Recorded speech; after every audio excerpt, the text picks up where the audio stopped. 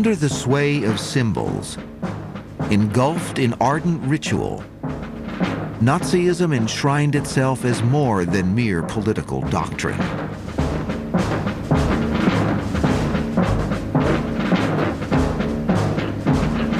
The reign of the swastika was rooted in occultism, a belief in magical forces that could unlock the secrets of the universe.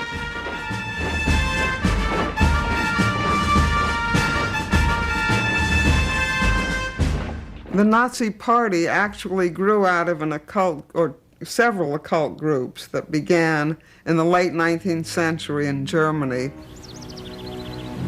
I think these ideas were very widespread in Germany at that time.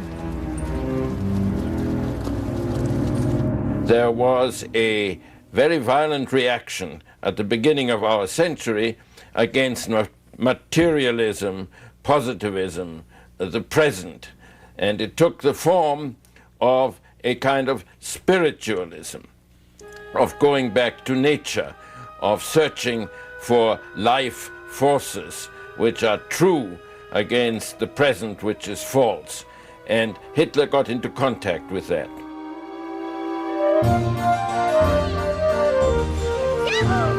This was the world into which Adolf Hitler was born on April 20th, 1889. Not in Germany, but in neighboring Austria-Hungary, an empire of many races and languages. Hitler's family was German-speaking, and it was to Germany that Hitler developed a passionate attachment and allegiance.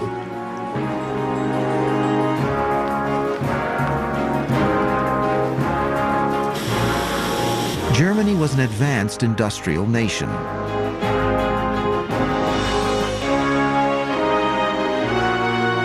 But Hitler was entranced by an idealized Germany of a faraway mythical past.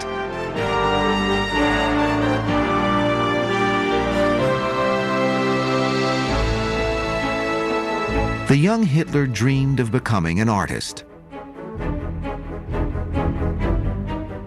In October of 1907, he moved to Vienna to attend the prestigious Academy of Fine Arts, but he failed the entrance exams. Surviving on a small inheritance and the sale of watercolors he painted, Hitler drifted until he discovered a bizarre series of pamphlets titled Ostara. The Ostara pamphlets promoted an occult worldview based on a grotesque racial struggle begun in a remote past. One of the presuppositions of Ostara was that the Jew was an ape man, and the Aryan was a godlike being, and that the Jew had defiled the Aryan woman, who was usually blonde. The occult connection is that the Aryans had been a race of giants, and the Jew was subhuman and brought this giant down by merging with him.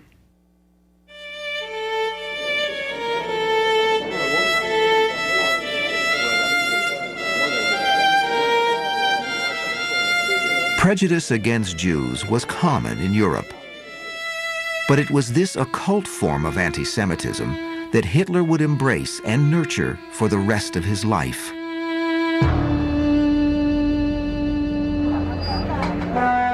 In May of 1913, Hitler left Austria for his beloved Germany.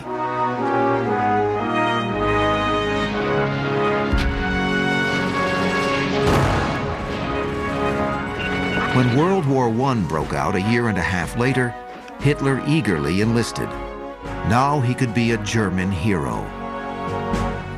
He would later claim that during this war, he discovered he was being personally protected by Providence.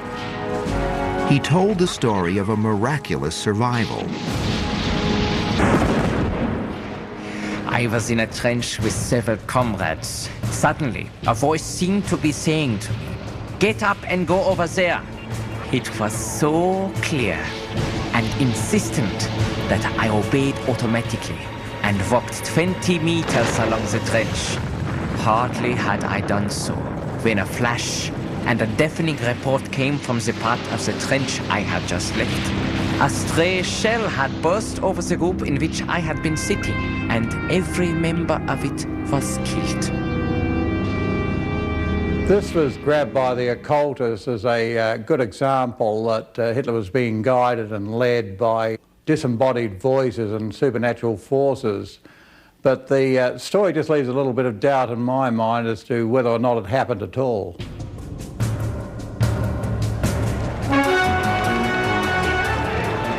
Germany's defeat in 1918 unleashed social upheaval and revolution across the country. The army moved to suppress disorder. Hitler, still a soldier, was sent to observe a meeting of a small radical group soon to become the National Socialist German Workers' Party. The party's name was frequently shortened to what would become a searingly memorable word: Nazi. He didn't set out with the intention of finding something to belong to. In fact, it was a bit strange that he joined the party at all. And I want to mention that he'd probably attribute the action of Providence to that too. Hitler quickly rose to prominence in the party, and by 1921 had become its leader, its Führer. Acutely aware of the nearly magical power of symbols, Hitler focused on creating a mesmerizing party emblem. His main aim was to get something, as he said, something which had as much impact, if not more impact, than the hammer and sickle. The swastika is an ancient symbol of good fortune, adopted by German nationalist groups well before the Nazis. But it was Hitler who gave the swastika the characteristic design that would make it an emblem of undying evil. I, myself, laid down a final form. A flag with a red background, a white disc, and a black swastika in the middle. Adolf Hitler, Mein Kampf, 1925. It's likely that the Nazis felt that the swastika, being a symbol of the sun, the swastika itself invested them with tremendous power. Not all experts agree about Hitler's belief in the nature of that power.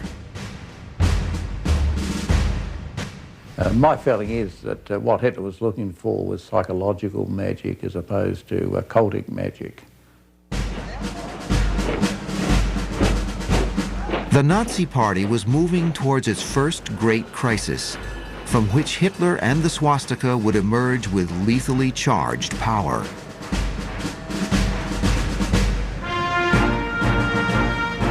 On November 9, 1923, Hitler and his Nazi stormtroopers marched on the Munich town hall in an attempt to seize power.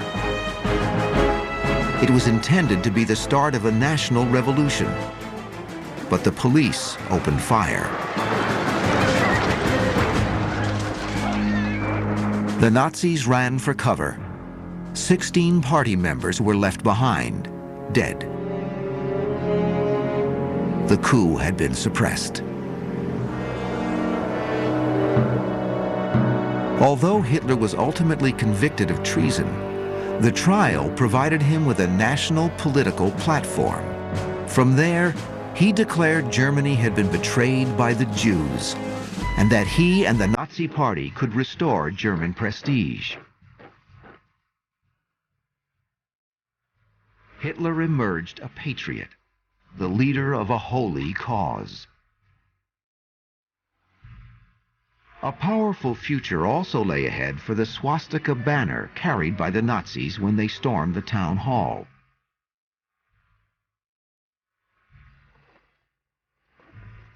Known as the blood flag, it would, at rallies and parades to come, touch and consecrate the standard of each passing unit.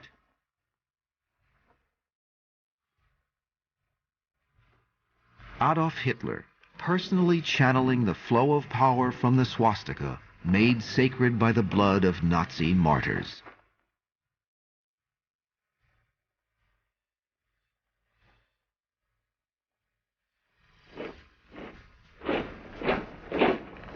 When we return, we'll meet the occultists in Hitler's entourage who assisted his rise to power.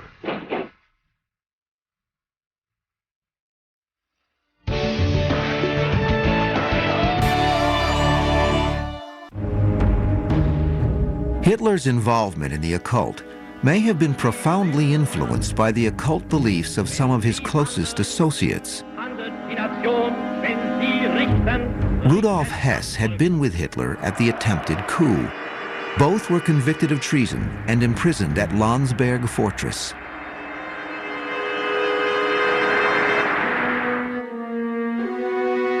It was here that Hitler began the book that would in effect become the Nazi Bible.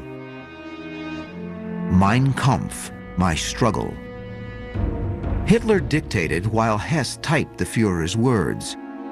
But Hess may have made an even more significant contribution to Hitler's career.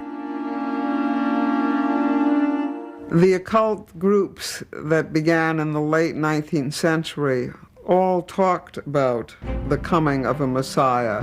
And it very likely was Hess who suggested to him that he could now become the Messiah that everybody was waiting for. Hitler was released from Landsberg at the end of 1924. Hess, who would become deputy Führer, was let out a few months later. By then, Hitler had begun creating a new paramilitary unit separate from the existing brown-shirted stormtroopers. The stormtroopers were loyal to the party, but this new group, distinguished by its black uniforms, swore personal allegiance to Hitler. It was the Schutzstaffel, the SS.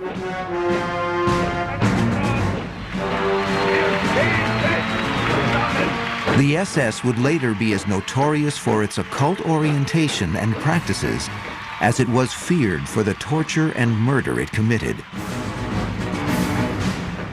Its leader, carefully chosen by Hitler, was Heinrich Himmler.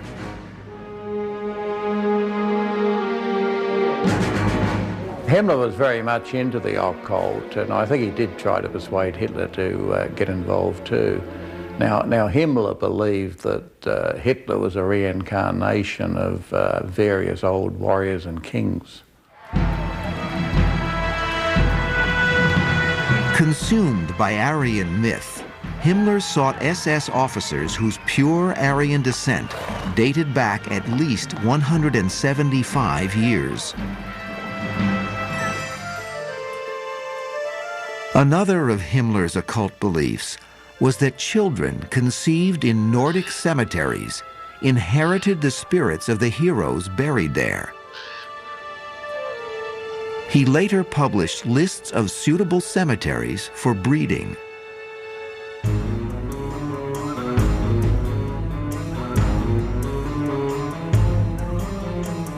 Himmler's training of the SS was steeped in secret ritual conducted at an ancient castle. The main hall held a royal round table decorated with swastikas. Beneath the hall was a crypt that Himmler envisioned would one day contain 12 pedestals to support urns filled with the ashes of SS heroes destined for worship. A lot of occult entered into the induction ceremony. They were, after all, inducted into an elite order on the model of the Teutonic orders of the Middle Ages. That's very important for the occult, by the way, that past and present are telescoped, as it were. Himmler believed in secret sciences. On the one hand, you would say it's all very bizarre, but on the other hand, he was an organizational genius. One of Hitler's own greatest strengths was about to emerge with renewed, overwhelming force. After his release from prison, Hitler, always a dynamic speaker, had been forbidden to address mass meetings.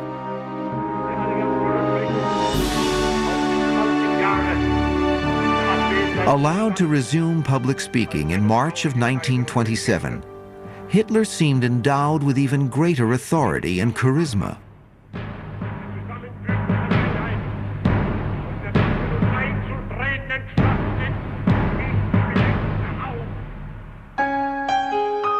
This may have been due to the influence of a third occult associate, a mysterious figure named Erik Jan Hanusson, a professional stage magician who was also known as a seer and psychic.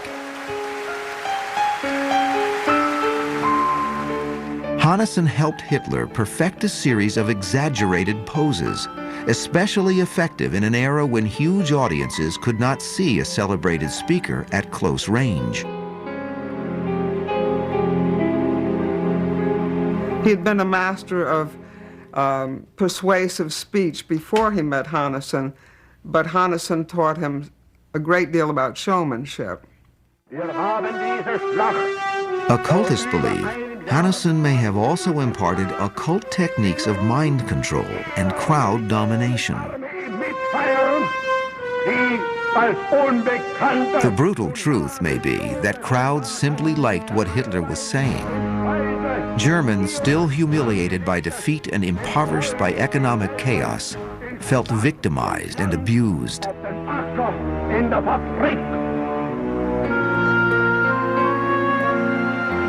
Hitler's unvarying message was that Germany had been repeatedly betrayed.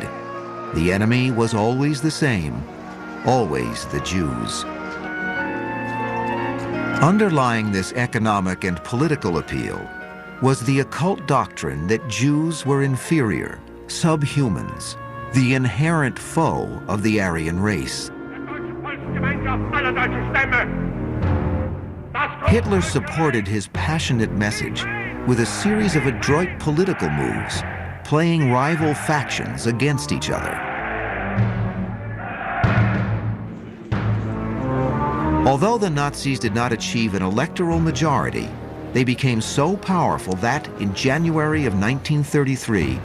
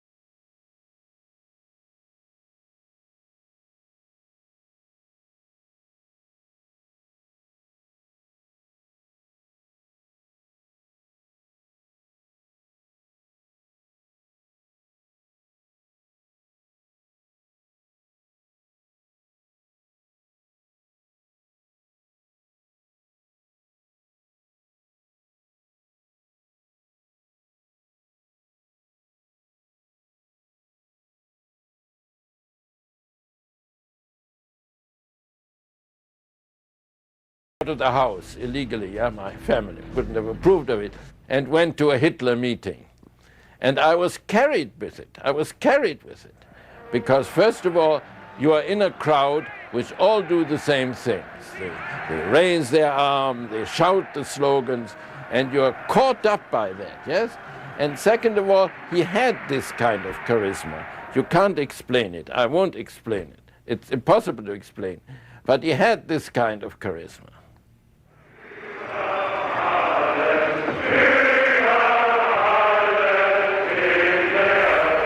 when we return, Hitler's occult gospel becomes a new German religion.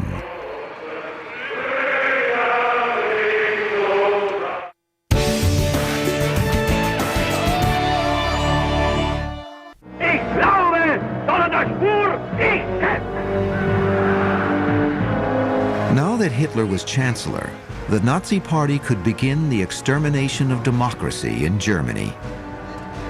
The effort met with surprisingly little resistance. It was almost as though the nation was entranced by this exciting new direction, seduced by the prospect of vindication and renewed strength, and by the power of the swastika.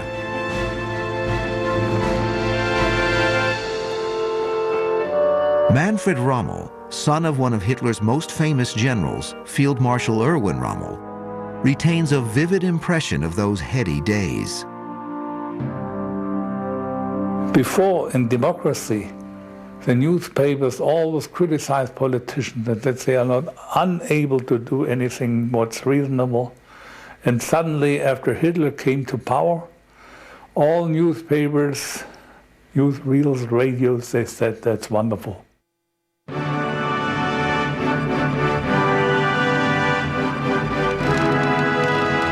Hitler's honeymoon with the German people was supported by their shared passion for the operas of Richard Wagner.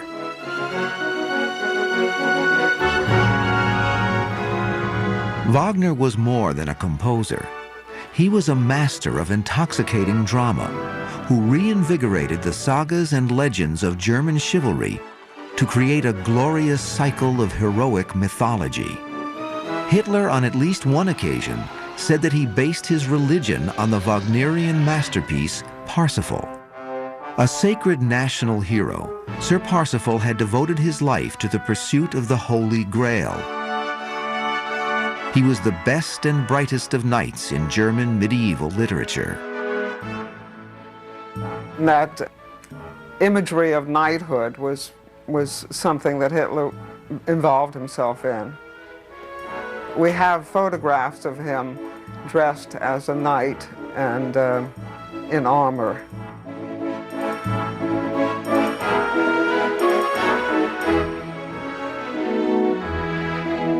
A persistent but unsubstantiated legend holds that Hitler, as a young man, visited Vienna's Weltliche Schatzkammer Museum and saw an ancient lance he believed was once in Sir Parsifal's possession.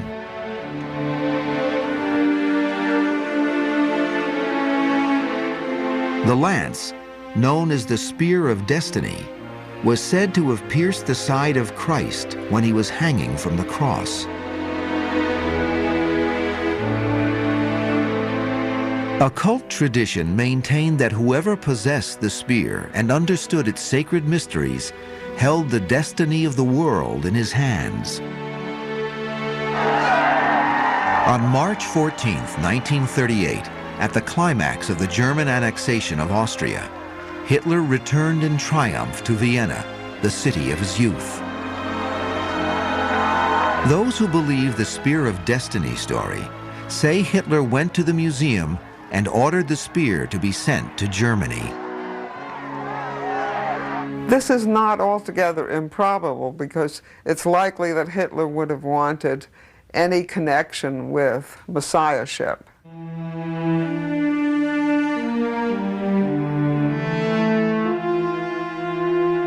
You'd have to conclude that the story was largely a myth.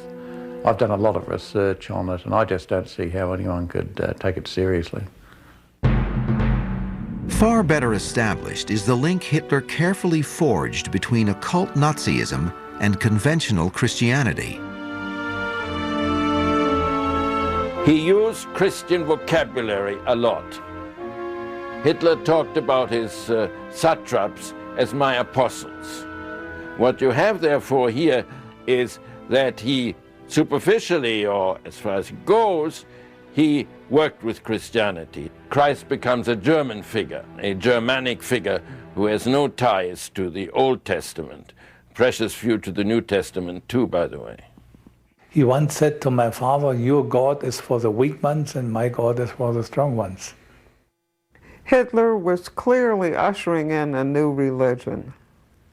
There would be a new man created and a new civilization. Until the new man could be created, Nazi scientists sought out, by careful measuring and testing, the finest flower of German youth. These were the chosen paradigms who best represented the blonde, blue-eyed Aryan ideal.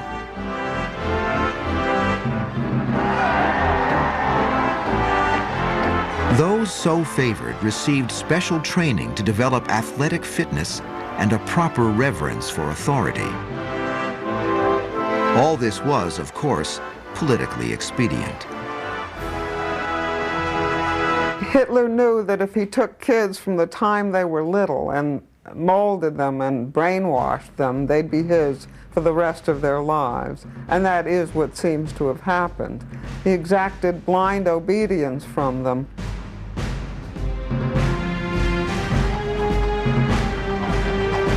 But the Nazi cultivation of Hitler Youth was also rooted in veneration of occult Aryan myth and symbols. National Socialism presented itself by symbols, like the myth of the Sun people. One thing National Socialism annexed as a symbol is Greek nude Greek youth, the idealized male human form. That was the concretization, if you like, of the children of light. Hitler meant to do more than educate and shape Germany's youth. He wanted literally to produce a new master race, bred back to the Aryan ideal. This goal was a distortion of Darwin's theory of evolution. A lot of what happened could be justified under the idea of the survival of the fittest. What was occult about Hitler's vision of the new society was that the new man would be superhuman. No one was more obsessed with this mission than Heinrich Himmler, the leader of the SS. A man who unhesitatingly employed his deviant imagination in service to the occult.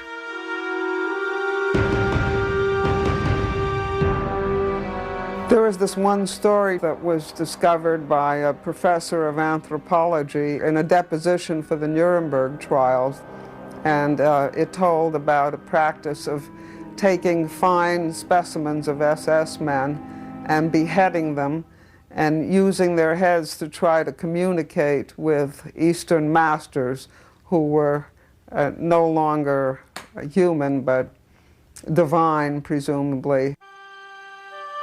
Hitler's empire also sent Nazi archaeologists to search for concrete physical evidence which would support the occult view that Germans were descended from earlier Aryan supermen. A branch of the SS was the Ancestral Research Unit, which went all over Europe looking for remains of Aryan ancestors who might still have purity about them. Another thing they did was go to Tibet to see if they could find out how the Aryans had conducted themselves, what they could learn about that.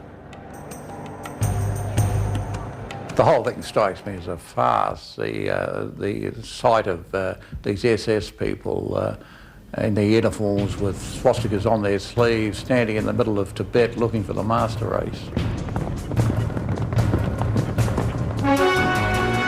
Hitler's dream of an Aryan master race ruling the world was about to unleash the Second World War. When we return, we'll discover the truth about the effect of astrology on the early course of the war.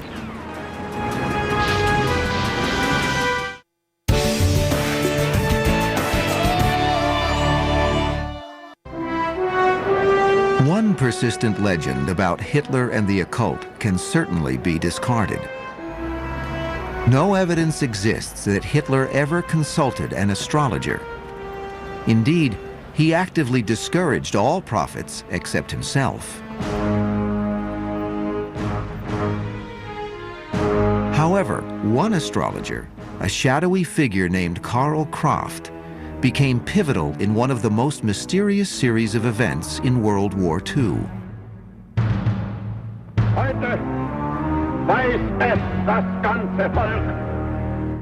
On November 2nd, 1939, Kraft predicted that Hitler's life would soon be threatened by an explosion. 6 days later, a powerful bomb planted by a would-be assassin shattered the platform Hitler had left only minutes before. « Providence," Hitler claimed, had again protected him. Kraft's successful prediction enhanced his reputation and won him the devoted support of a powerful Nazi already deeply enmeshed in mysticism, Deputy Führer Rudolf Hess.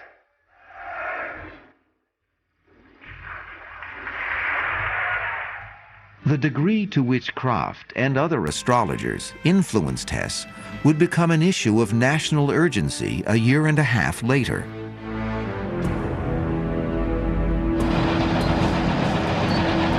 In the spring of 1941, Nazi Germany ruled most of Western Europe and was at war with only one nation, Great Britain.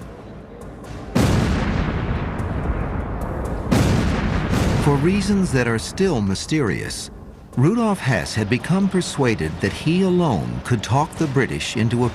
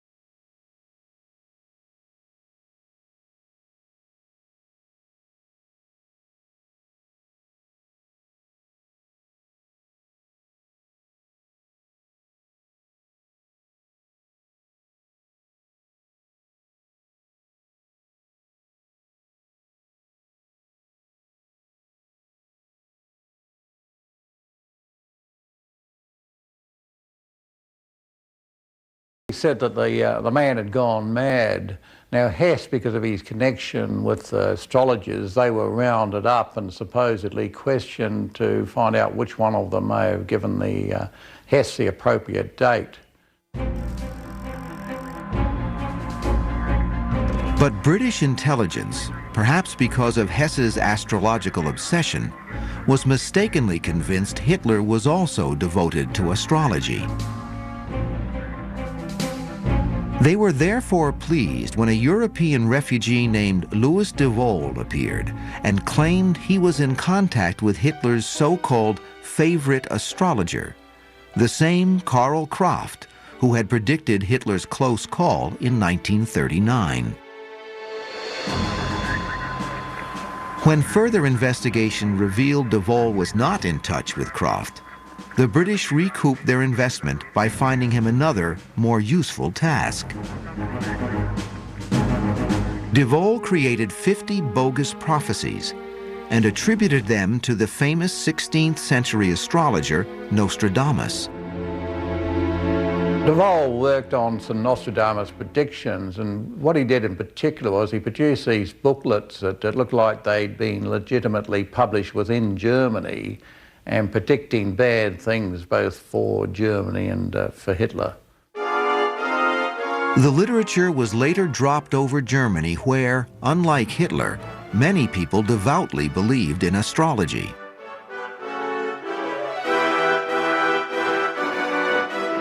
Undermining German morale with phony astrological predictions of defeat may have been an effort worth making.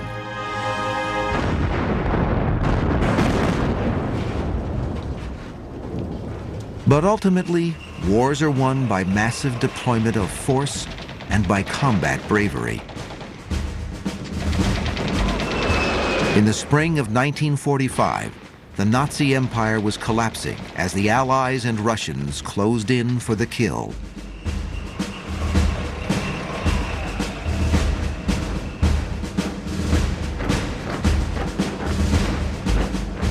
When we continue, the final desperate months when Hitler's occult conviction turned against those who had adored and sacrificed for him, the people of Germany.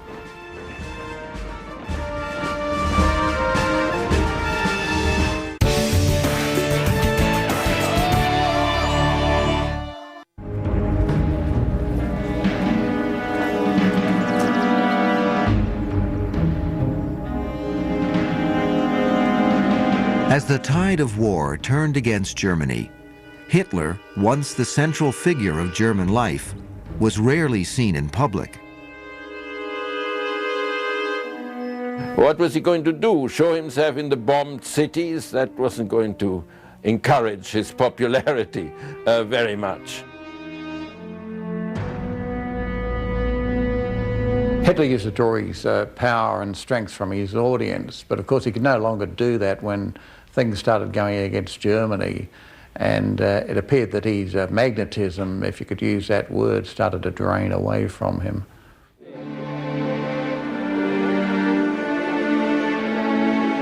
In January of 1945, as his world crumbled around him, Hitler retreated underground to his Berlin bunker. Here he prepared a final plan: the destruction of Germany, the country he had cherished all his life. He ordered the demolition of all factories, power plants, bridges, railways, communication facilities, and all clothing and food supplies. In his last months, he sometimes said, if the Germans are not able to win, they deserve to disappear. It's clear that he did not want Germany to go through the humiliation of surrender and preferred to see them destroyed. If they could not be the new race of supermen that he had predicted they would be, then they deserved to die. Part of the occult is that it usually ends in apocalypse. There is an end scene. Now Hitler was obsessed by that. Everything he did was final, because he was obsessed with this apocalyptic idea that in the end there would be either a great glorious apotheosis or everything would go down in flames. That's very much part of the occult. And so everything went down in flames. On April 29th, Hitler gave a clear signal that his mission was nearing its end. He married his mistress, Eva Braun. Hitler always regarded himself as a symbol. He was the symbol of Germany, and he acted as a symbol. A symbol can't very well be married. The next day, Eva and Hitler retired to the bunker's private suite and committed suicide to the sound of Russian bombardment. The date of Hitler's death has a sinister occult significance. It's believed by some people that he chose April 30th deliberately because it coincided with Walpurgis Night, which is believed to be the most important date in Satanism. So, according to one commentator, he was giving himself up to the powers of darkness. With Hitler gone, it was as if a spell had been broken. 1 week later, Nazi Germany unconditionally surrendered. The reign of the swastika was over.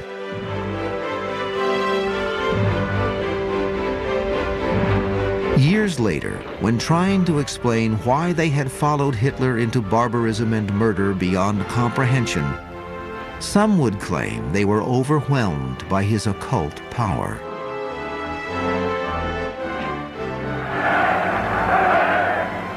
Can't you see the strength of his personality?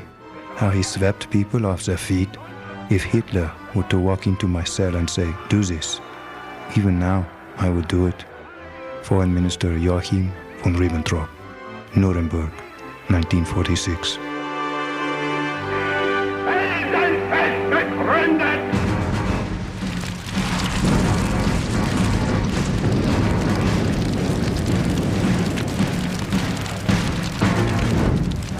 There is no question occultism lies at the heart of the crime that distinguishes Nazism from all other tyrannies. The war within the war. The war against the Jews.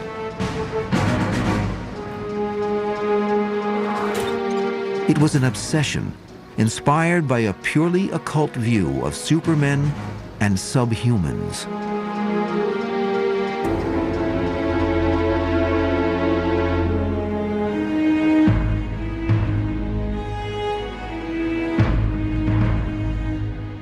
The systematic slaughter of the Jews was a principal aim of the Nazi regime. Perhaps its single most important objective, a goal that dominated Hitler even in his final political testament, dictated hours before his suicide. Above all, I call upon the leaders of the nation and all followers to implacably oppose the universal poisoner of all races, the Jews. Adolf Hitler, April 30th, 1945.